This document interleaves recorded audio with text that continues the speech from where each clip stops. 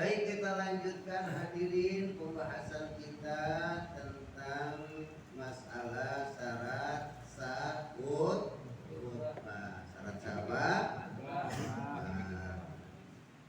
Kemarin terakhir waktu di masjid kita ini membahas sampai nomor 4 ya. Yang pertama laki-laki, yang kedua harus suci dari hadas kecil dan hadas besar, ketiga pakaian badan dan tempat yang tersentuh oleh khatib harus suci dari najis yang tidak dimaaf, yang keempat menutup aurat. Kita lanjut. Syarat sah khutbah yang kelima yaitu qiyamun ala qadirin, berdiri bagi yang mampu.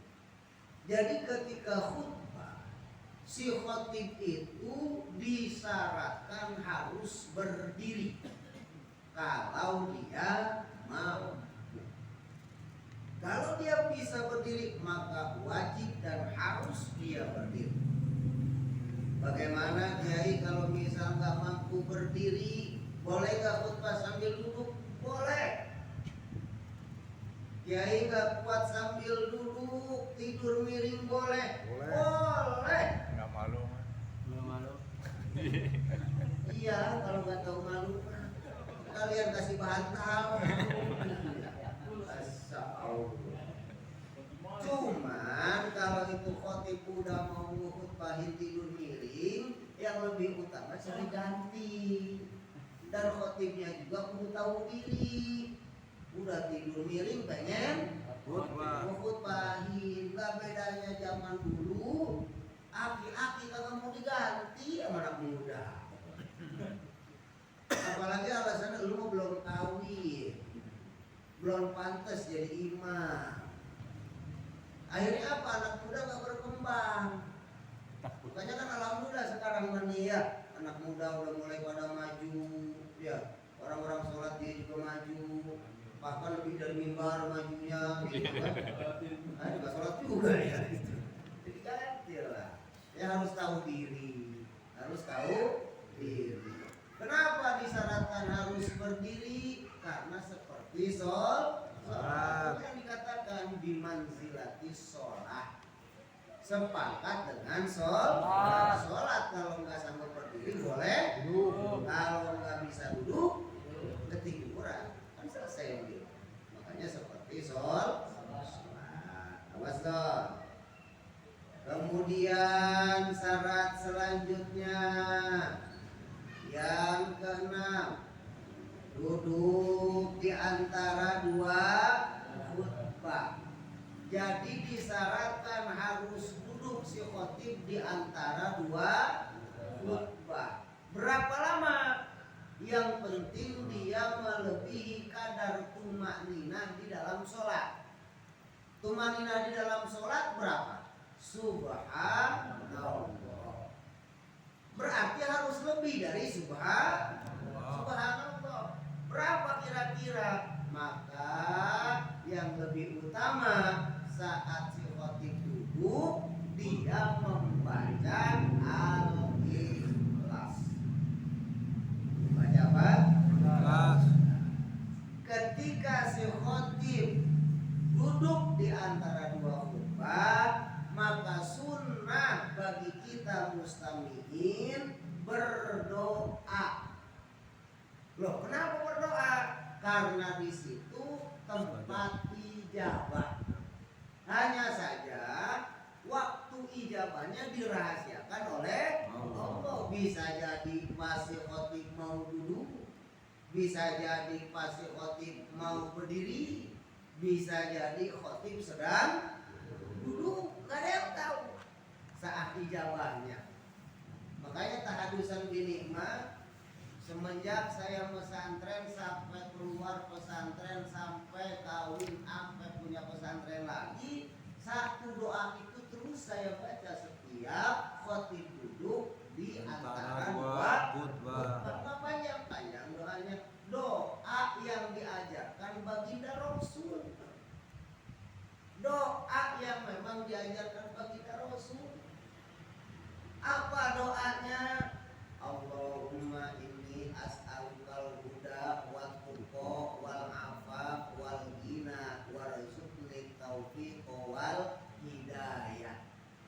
ditambahin sama guru saya waqini ilmakal laduni, karena saat itu saya lagi ngantri. Paham kira-kira tuh? Jadi doanya sama begitu. Allahumma inni as'alukal huda wa tuqa wal afa wal ghina warzuqni taufiq wal hidayah. Kalau saya ditambahin, Nabi ngajarin sampai situ. Doa dari Nabi sampai situ. Ditambahin sama guru waqini ilmakal laduni. Artinya apa? Allahumma inni as'alukal huda, ya Allah, aku memohon kepadamu huda, hidayah, petunjuk, wattuqa dan ketakwaan, wal afaf dan keapiatan badan, wal ghina dan kekayaan, baik kaya harta dan kaya hati. Paham kira-kira itu? Komplit nggak kira-kira tadi? Warzuqni taufiqa wal hidayah, dan berikan hamba rizki taufik agar bisa menjalankan segala perintahmu, wal hidayah dan bisa menjalankan seluruh hidayah-hidayahmu. Ditambahin sama guru saya wa'tini ilmakal laduni, dan berikan aku ya Allah ilmu ladunimu. Ilmu laduni itu apa? Ilmu laduni itu kata sebagian orang mah kalau ngaji, kalau apapun dia mah dikasih gampang. Ya, artinya begini, yang namanya ilmu laduni itu ada dua hadirin. Ada laduni nggak pakai tasdid, ada laduni. Wafil laduni wala wafi. Kalau yang pakai tasdid laduni, ada juga yang laduni. Ada yang urusan dunia, ada yang urusan dunia akhirat. Urusan dunia kayak gini. Contoh lihat orang bikin anu, kita ngeliatin doang, bisa. Tapi langsung bisa kepaham, kita praktik bisa. Kalau yang urusan akhirat ngaji dikasih gampang, guru ngejelasin sekali langsung ngerti, dijelasin 2 kali paham, dijelasin 3 kali makin nancep di dalam hati. Nah itu ya, hadirin mau berdoanya ngapain bebas ya. Yang penting yang sulit itu istiqomahnya. Doa itu selalu saya baca, udah hampir, mungkin umur saya sekarang udah jauh ya. Itu mungkin sekitar 30 tahunan udah saya baca. Di setiap khotib duduk di antara 2 khutbah. Yang sulit istiqomahnya. Yang sulit istiqomah. Ya, doanya apa aja udah. Udah guru yang tadi mah enggak hafal, berarti Robbana Atina. Iya udah. Saya Robbana Atina umur Hasan, enggak jadi masalah. Ya, tapi lagi kalau saya ingat tadi ketika misalkan Fastaghfiruh innahu huwal ghafurur rahim. Gitu. Mau dulu kan? Langsung Allah. Yang pertama saya alhamdulillah Allahumma sholli ala sayyidina Muhammad. Tetap adab di bawah. Adab tetap di bawah, yaitu apa? Memuji Allah, membaca sholawat kepada baginda. Jadi saya baca gitu doang. Misalkan Fastaghfiruh innahu huwal ghafurur rahim. Alhamdulillah Allahumma sholli ala sayyidina Muhammad. Allahumma inni as'aluka al-huda wa tuqa wal afwa wal ghina warzuqni taufiq wal hidayah wa a'tini ilmakal laduni ya Allah, ya Allah, innaka 'ala kulli syai'in qadir. Begitu. Ya. Enggak saya baca itu ketika saya jadi khotib. Enggak mungkin saya baca itu. Ya, karena khotib itu sunnahnya lebih utamanya membaca surah Al-Ikhlas, harus tahu tempat. Nah, gitu. Ya, silakan yang mau baca, silakan. Itu doa langsung dijajah dari Kanjeng Nabi. Ya, bukan dari kumpulan. Catat Ya. Catat. Nah, Bang, ijabah itu ya. Waktunya kapan nggak tahu. Hanya Allah yang maha. Tuh harus duduk di antara 2 khutbah. Yang ketiga, ketujuh, mualat. Mualat itu apa? Terus menerus di antara 2 khutbah.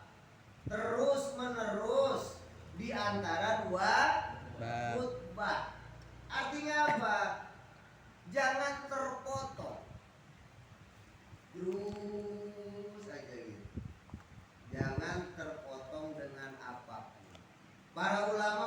dengan batasan jangan terpotongnya itu seukuran sholat 2 rakaat. Jadi antara khutbah, rukun khutbah dengan isi khutbah jangan terselang seukuran 2 rakaat. Nah ini perhatiin baik-baik. Sebagian guru kita nggak pakai bahasa Arab.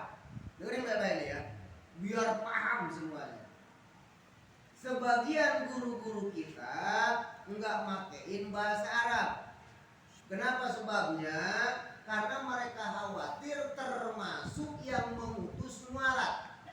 Apalagi saat khutbah mereka membahasnya malah yang lain. Paham nggak kira-kira? Masalah politik lah, masalah penggusuran lah, dibahas di dalam khutbah. Nah guru-guru kita itu apik, guru-guru kita itu warok, khawatir termasuk pada kategori memutuskan mualat. Paham kira-kira nih? Paham belum? Tapi boleh nggak kita pakai bahasa selain Arab? Bentar. Lebih pilih mana kita hati-hati atau lebih baik kita nabrak ayat? Hati. Makanya guru-guru kita mah udah aja lempeng-lempeng aja. Enggak ada istilah. Kan yang lucu begini, ini sebagian guru saya, Saya masih terdengar jelas di kuping saya. Guru saya itu ketika ngaji Fathul Mu'in atau apa gitu, beliau mau jelasin kayak gini. Kalau bahasa Indonesianya gini, kiai sekarang mah aneh-aneh. Yang pertama ngikutin jamaah, yang kedua ngikutin tren, yang ketiga ngikutin musim. Asal musim proklamasi, khutbah proklamasi semuanya. Asal musim rajaban semuanya. Belum beres rajab terus. Jadi aneh katanya gitu. Udah aja lempeng-lempeng aja karena khawatir menabrak larangan tadi. Karena kan kalau misal kita khutbah kepanjangan, kira-kira gimana? Ya, tadi hati-hati tuh. Makanya harus tahu alasan kenapa guru-guru kita lebih memilih pakai bahasa Arab. Karena menjaga kehati-hatian, takut melanggar mualat tadi. Karena yang namanya orang kalau udah ngomong, apalagi tanpa teks atau pakai teks, kadang-kadang pakai teks aja kita ngelihat mata kurang punya ngaji. Apalagi lupa kacamata, wassalam. Nggak pakai teks kemana-mana ngomong. Jelas kira-kira ya. Nggak boleh. Terlebih kalau misal di khutbah mengatakan kalimat-kalimat yang kotor boleh. Misalkan sampai ke Fir'aun aja jangan sampai bilang Fir'aun bajingan. Kita pakai bahasa kita yang kotor gitu. Bajingan segala apalah ya bahasa-bahasa yang kotor di kita gitu. Ini kita lagi ngejelasin pakai bahasa kita ya, bukan bahasa Arab. Jelas nggak kira-kira? Nggak boleh. Kurang sopan. Nah itu bukan kurang sopan karena itu tadi guru-guru kita mengatakan khawatir takut melabrak mualat. Jelas kira-kira nih ya. Jadi di antara khutbah pertama dengan khutbah kedua harus terus menerus. Jelas kira-kira. Nah bagaimana kalau misal terpotong, terjeda, maka wajib mengulang lagi dari awal. Khutbahnya hati-hati. Sekali lagi hati-hati. Kehati-hatian harus lebih kita utamakan. Karena zaman sekarang kalau nggak hati-hati sulit. Ya, hati-hati. Yang ke-8, mualat antara khutbah dengan sholat. Jadi habis khutbah langsung menuju kemana? Ke tempat sholat. Jelas nggak kira-kira? Jadi misalkan nih kata khotib yang di khutbah kedua, Waladzikrullahi akbar. Kan selesai tuh. Langsung khotib naro tongkat, langsung menuju ke tempat sholat. Jangan terputus dengan apa-apa. Ngerti nggak kira-kira? Jelas. Kalau misal mau ganti, mau minta digantiin dari awal ngomongnya. Jelas nggak kira-kira nih? Jadi beliau khotib, tadi sebelum mereka khotib nih, ngerti nggak kira-kira nih? Diomongin, ngaji, bentar, ngaji imam ya khotib. Begitu. Karena itu terputus nggak dengan omongan? Putus. Jelas nggak kira-kira? Paham? Boleh nggak pakai kode? Boleh. Yang penting dia ngomongnya. Contoh misalkan mempersilakan. Ngerti nggak kira-kira? Itu nggak jadi masalah. Tapi saat itu adab di belakang. Tidak selamanya adab itu harus di depan. Ngerti nggak kira-kira? Al-amru muqaddamun alal adab. Perintah Allah lebih didahulukan daripada apa? Adab. Mana contohnya? Kita sama orang tua boleh nggak membunuh? Jawab, boleh tidak? Kita membunuh orang tua boleh nggak? Enggak. Karena satu tidak adab kan? Tapi ketika perintah Allah, perangilah oleh orang-orang kafir, para sahabat rela nggak membunuh orang tua sendiri? Berarti yang didahulukan adab atau perintah? Kedua, khutbah Jumat, pantas nggak saya yang masih muda nasehatin yang udah tua? Secara adab nggak pantas. Yang tua di bawah, yang muda di atas. Secara adab pantas tidak? Tidak. Tapi saat itu ada perintah. Al-amru muqaddamun alal adab.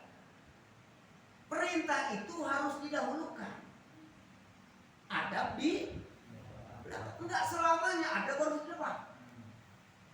Pahamin sampai di sini. Jangan melulu ngomong aku lebih mencintai orang yang berilmu daripada yang berilmu. Alah, cuman cuplikan yang agak jelas, Bro.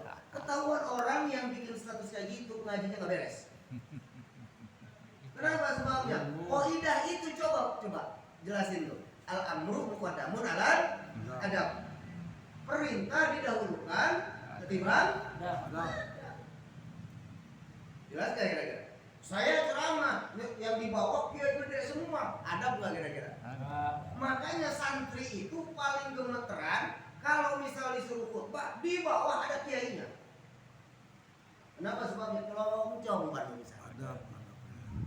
Tapi mau tidak mau dia harus ada. Perintah.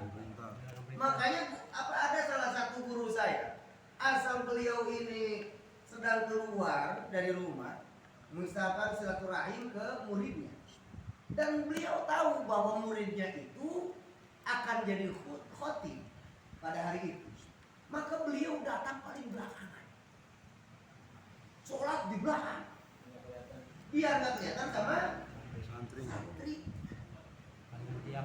Luar biasa nggak ya? Jadi ada hal-hal yang memang harus dipikirkan. Ya, ada saatnya kita beradab, ada saat itu perintah harus didahulukan. Paham kira-kira? Nah, hati-hati ya.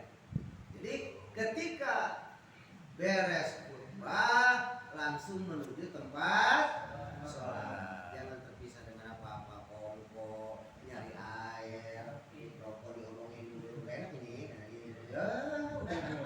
buang ludah. Jelas nggak kira-kira? Jadi kalau misalnya ngomong begitu, Haji Maman misalkan suaranya nggak kuat, ya, saya kopinya masih kuat, tapi ibu nggak kuat, kan aneh? Kok aneh? Iyalah aneh. Kenapa anehnya? Khotib yang panjangan kuat. Kenapa jadi imam? Tidak kuat. Aneh. Ayo, mau alasan apa? Kalau mau membuat alasan, satu yang logikal, yang kedua tidak bisa dibantah oleh hukum agama. Logik aja dulu bantah. Kalau misalnya logiknya masih bisa kebantah aja, apalagi hukum agamanya. Jelas. Makanya saya pernah digantikan oleh Cing Haji atau misalnya waktu itu Cing Haji kalau nggak salah, Cing ya. Itu saya ngomong dulu, saya nggak kuat, saya bisa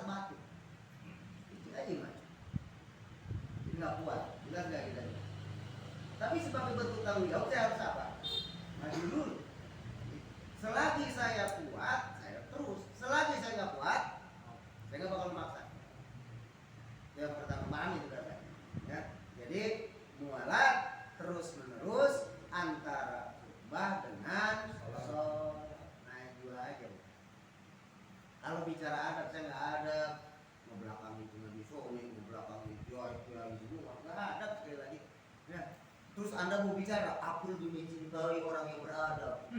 Ganti anu imam, gue yang ngomong. Kira-kira jadi imam gak dia? Enggak lah, hati-hati. Ya, makanya sekali lagi jangan tertipu dengan ilmu-ilmu yang gak jelas. Adab memang didahulukan, betul. Tapi tidak selamanya adab kudu di depan. Karena saat kita di depan pun harus punya adab. Berarti ilmu dengan adab harus bersamaan dan beriringan. Nggak bisa sekarang, oh saya mau lebih suka orang beradab daripada berilmu. Dari mana dia tahu adab kalau nggak tahu? Kita aja diajarin sama emak kita, berarti ilmu dulu adab dulu nih. Contoh. Kita waktu kecil sama emak kita diajarin ngomong nggak? Diajarin ngomong. Sama bapak kita diajarin jalan nggak kira-kira? Kita kencingin, kita udah. Kira-kira adab nggak kira-kira? Tapi yang ngajarin ilmu siapa dulu? Bapak. Lo kalau ketemu yang tuaan salin. Berarti emak ngajarin dulu apa itu ujung-ujung kita punya adab? Ngajarin dulu berarti ilmu dulu baru beradab atau adab dulu baru berilmu? Ilmu. Di mana-mana juga orang berilmu harus punya adab. Enggak ada judulnya orang beradab nggak punya. Enggak ada judulnya. Enggak ada. Orang berilmu Pak belum tentu beradab, tapi orang beradab pasti berilmu. Jelas? Paham kira-kira? Orang beradab pasti berilmu. Paham? Baik. Selesai udah ngaji mah. Terus nih. Orang mana udah itu amat galak. Belum panas guru, belum panas. Panas itu kami.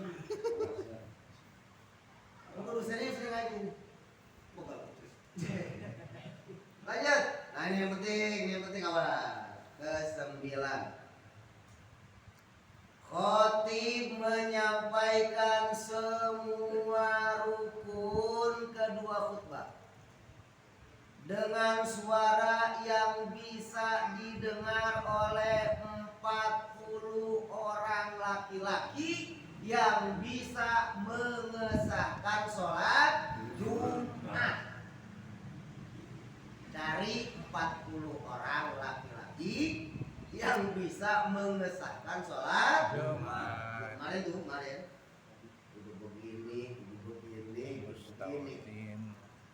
Kira-kira bagaimana ya? Dan itu harus kedengeran oleh yang 40. Bagaimana kalau dia malah tidur? Yang 40 salah satunya apa? Tidur. Kira-kira semuanya sah nggak? Enggak. Ya enggak. Kalau yang lain mah selain 40 mau pada tidur kayak kongko kayak bodo amat. Jelas nggak kira-kira nih? Pahamin baik-baik. Karena nanti hubungannya lari ke video Haji Maman ya. Kalau Haji Maman mau nanya Haji Maman. Kalau saya mau ngejelasin males saya. Iya Haji Maman aja yang nanya. Jadi biar aktif pengajian. Dengerin baik-baik.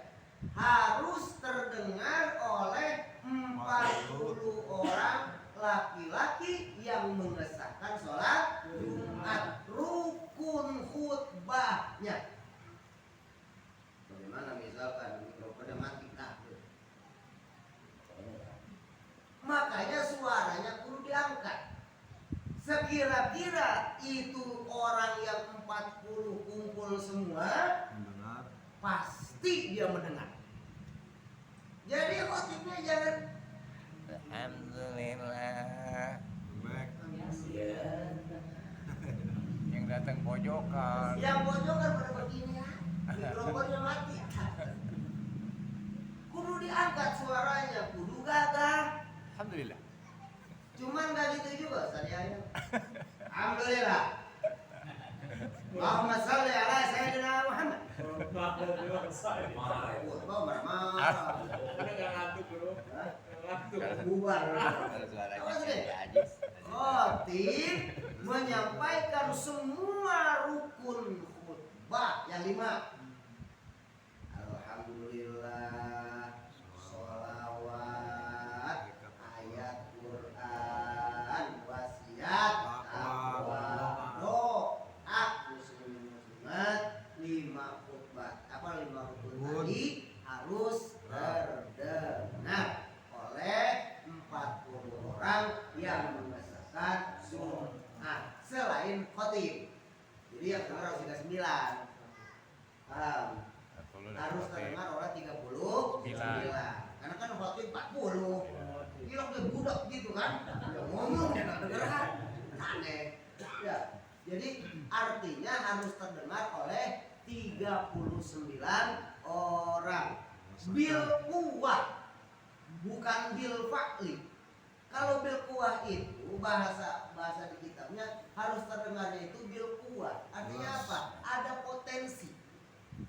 Ketika dia mendengarkan secara seksama pasti kedengaran. Berarti mau tidak mau si khotib ini harus mengangkat apa? Suara. Makanya aneh orang yang nggak pakai mikrofon. Udah suaranya kecil, speaker haram, Anti speaker. marah debat sama saya kagak nyambung, Ngotot lagi. ngotot lagi, baca kitab salah, ada mandura, hukum kabir sawat sih haram-haramin, belum beres tuh ngaji itu. Ya. Kalau mau kayak Mama Gentur, tuh beneran kudu kayak Mama Gentur. Mama Gentur mah nggak makein yang namanya begituan ke HP kakak. Nah ini mah HP gablak. TV doyan. Mau denger musik kaki goyang. Speaker tahu. Speaker takut. Apa tahu dah. Guru saya yang di Warudoyo, Al-Maghfurlah, Akang itu ngomong begini, Mang, Akang mah nggak ngaramin sama speaker, Akang juga nggak ngebolehin speaker, Akang nggak tahu wakuf, nggak tahu hukumnya. Makanya beliau mah asal ngaji nggak pernah pakai, nggak pernah. Bahkan sampai sekarang penerusnya Kang Haji Jaja, beliau tuh kalau ceramah nggak pakai. Kenapa? Ngikutin ayah anda, ngikutin guru-guru, nggak pakai apa? Speaker. Tapi bukan anti speaker. Sampai Al-Maghfurlah akan ngomongnya begitu.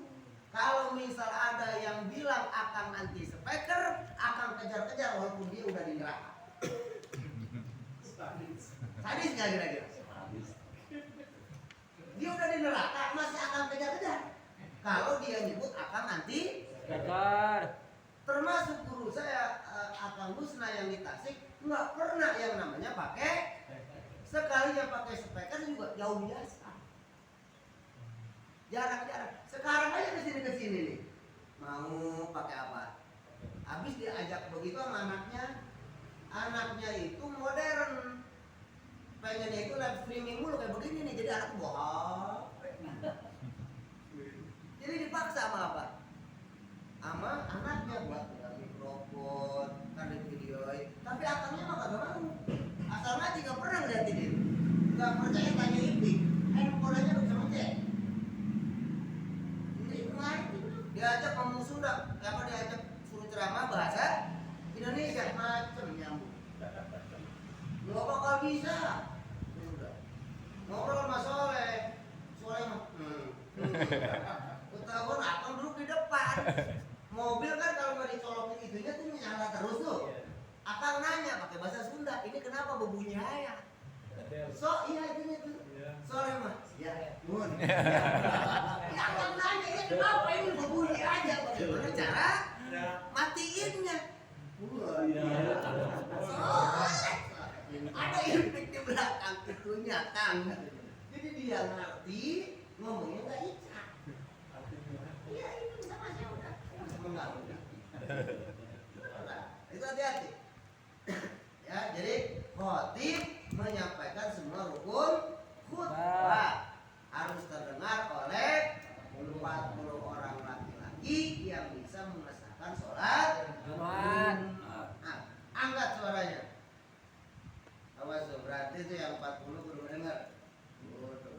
Walaupun nggak dengarnya sambil di jalan. Berarti nggak kira-kira nih. Jadi misalkan saya datang telat, kudu kedengeran tuh. Bisa jadi alhamdulillah, alhamdulillah, alhamdulillah atas sumbangannya kepada masjid. Oh ini malah gitu. Bukan di Iya, ini, Pak. Jadi walaupun di jalan itu harus apa? Dengar. Misalkan saya termasuk yang 40. Misalkan, jelas ya kira-kira. Makanya tuh terlebih yang 40 jangan dihidup. Karena syaratnya itu harus apa?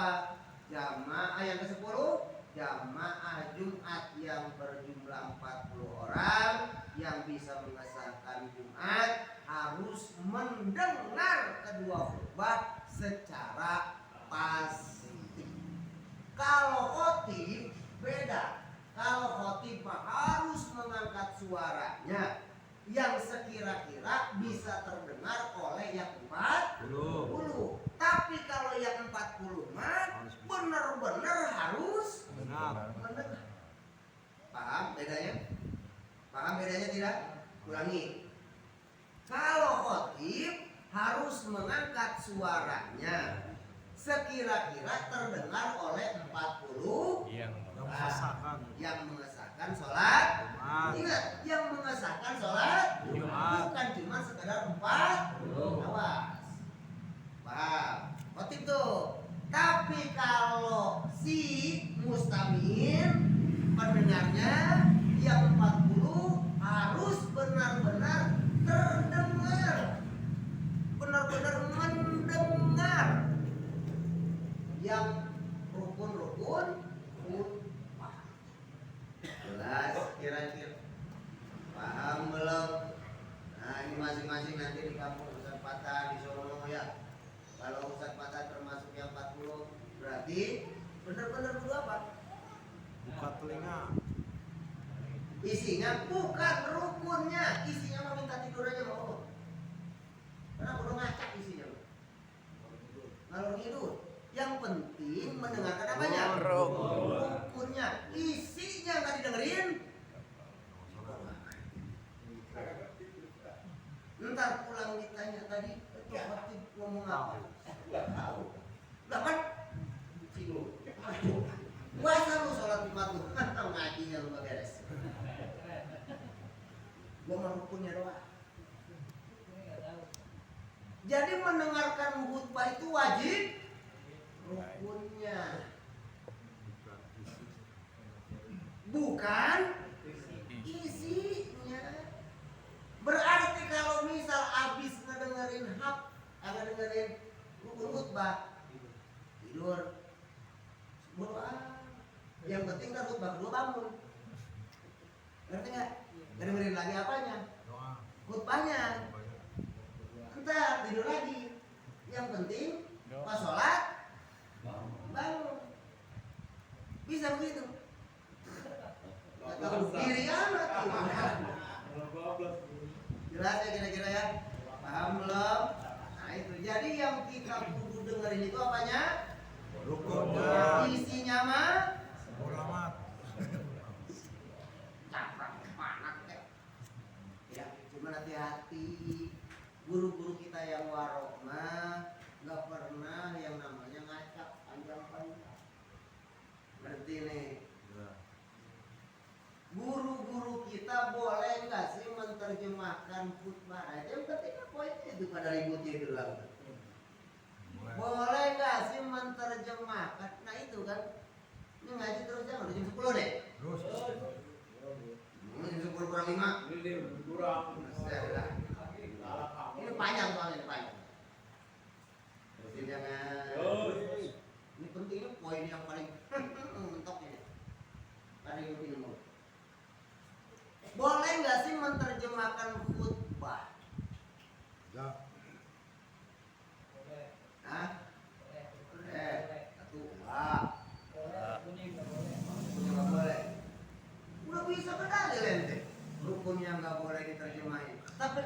sekarang segala puji bagi Allah. Alhamdulillah. Saya sebagai khotib berwasiat. Musik. Mari sama-sama. Diterjemahkan nggak tuh? Terjemahkan. Ngapain? Terusin jangan ngaji deh. Ini yang lagi galak-galaknya nih. Terusin jangan nggak? Terusin. Baik. Terusin. Yang ke-11. Udahlah segitu aja. Udah, pokoknya udah dulu. Ya, besok kan kita ngaji di Al-Maqfurlah Haji Subhan. Terserah nanti Kodim dan terserah nasihat. Gimana tuh? Lanjut di sana.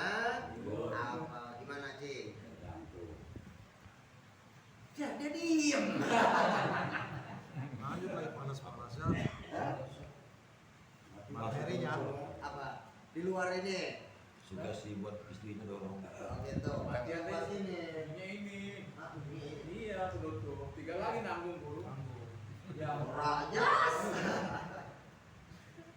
Ya pokoknya nanti kita Pak. Ini sekali lagi nanti kapan yang poin 3 ini dengerin baik-baik agar kita nantinya nggak gampang nyalain orang, nggak gampang nyalain kiai, nggak gampang nyalain ustaz.